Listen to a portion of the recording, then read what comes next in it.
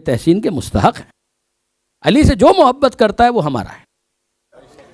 اگر آپ وسعت کے ساتھ دیکھیں تو واقعاً امیر المومنین سے جو محبت کرتا ہے وہ ہمارا ہے. اور ہمیں کوئی بہت زیادہ شوق بھی نہیں ہے کہ ہم دوسروں کو موضوع گفتگو بنائیں، اس لیے کہ ابھی ہمیں مدح سے فرصت ہی نہیں مل رہی. ہمیں مدح سے فرصت نہیں مل رہی. تو ہم تو محترم جب برادران اہل سنت کے علماء ان کا طریقہ کار دیکھتے ہیں تو یقین جانیے کہ ہمارا دل خوش ہوتا ہے. اور ایک بات میں آپ کی خدمت میں عرض کروں، اگر میں یہ خراج تحسین پیش نہ کر سکا تو میں اسے اپنی کوتاہی سمجھوں گا. آپ کو یاد ہوگا میں نے امام نسائی کا ذکر کیا تھا اور سم ہاؤ وہ نامکمل رہ گیا. اس وقت میں اس کو مکمل کرنا چاہ رہا تھا. یہ امام نسائی تو اس حد تک گئے کہ قتیل حب علی مرتضائی یہ قتل ہوئے ہیں. یعنی انہوں نے صرف ایک ہوتا ہے کہ ہم یہ کہیں کہ دل میں محبت تھی، زبان سے اظہار کیا، قلم سے کچھ لکھ دیا، کتاب لکھ دی. نہیں، صرف اتنا نہیں کیا، انہوں نے باقاعدہ اپنی جان دی ہے. اور پھر یاد دلا دوں کہ یہ عام آدمی نہیں ہے. یہ عام آدمی نہیں ہے. شیعہ تو قطعاً نہیں ہے، لیکن عام آدمی نہیں. صاحب علم ہے، عام صاحب علم بھی نہیں ہے. محدث ہے، عام محدث بھی نہیں ہے. وہ محدث ہے کہ جس کی حدیث کی کتاب صحاح ستہ کے اندر شامل ہے، سنن نسائی اس کے مؤلف. اور یہ امام نسائی قتل ہوتے ہیں. اس کی وجہ کیا ہے؟ اس کی وجہ یہ ہے کہ انہوں نے کتاب لکھی تھی خصائص امیر المومنین، جس کی کچھ حدیثیں میں نے آپ کے سامنے پڑھی بھی تھی. یہ کتاب لکھی، صرف لکھنے پر اتفاق نہیں کیا، اکتفا نہیں کیا. حدیث غدیر اس میں، حدیث دار اس میں، حدیث رعیت اس میں، علم والی روایت اس کے اندر موجود. اول مومن کون تھا، اول مسلم کون تھا، اس کا ذکر اس کے اندر موجود. اور ہر جگہ اپنے سلسلہ سند کے ساتھ امیر المومنین کا ذکر کر رہے ہیں. خصائص نام ہی ہے، خصائص امیر المومنین، یعنی امیر المومنین مولا علی کے خصائص، یعنی ایکسکلوسیولی جو علی کے فضائل، اور ضمناً کہیں اہل بیت کے فضائل، اور ضمناً کہیں جناب سیدہ کا بھی ذکر انہوں نے کیا. یہ کتاب انہوں نے لکھی. اس زمانے میں کتاب پی ڈی ایف کے اوپر فارورڈ تو نہیں ہوتی تھی، ایسا تو نہیں تھا. وہ تو باقاعدہ قلمی نسخے لوگ بناتے تھے.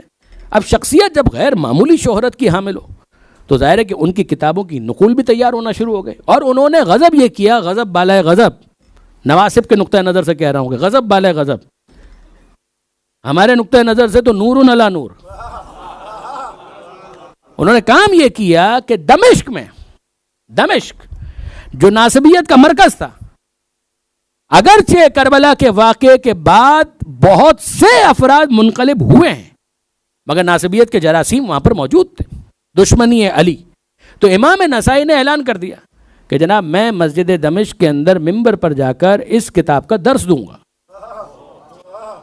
پھر یاد کیجئے، سنن نسائی کا درس نہیں، خصائص امیر المومنین کا درس.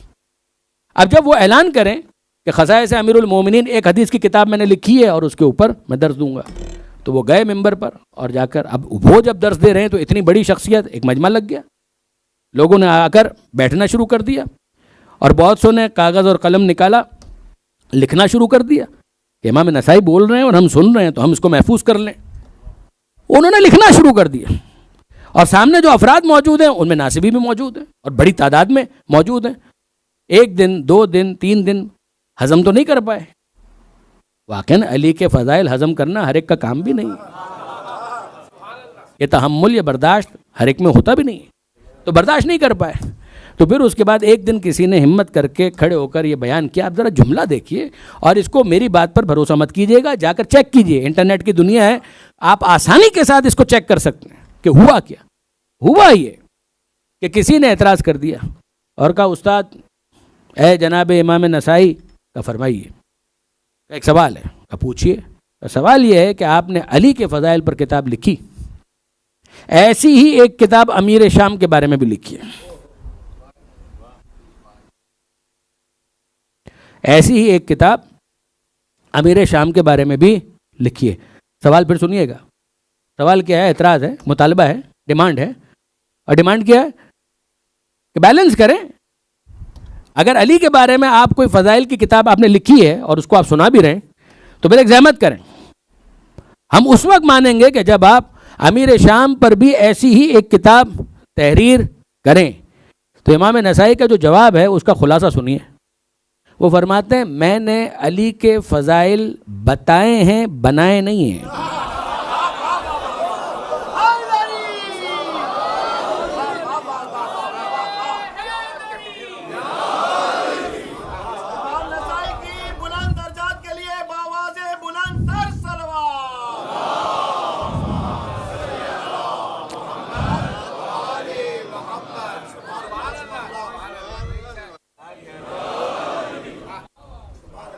کہ جیسی کتاب آپ نے علی کے لیے لکھی ہے ویسی امیر شام کے لیے لکھی ہے، کہ میں نے علی کے فضائل بتائے ہیں، بنائے نہیں ہیں۔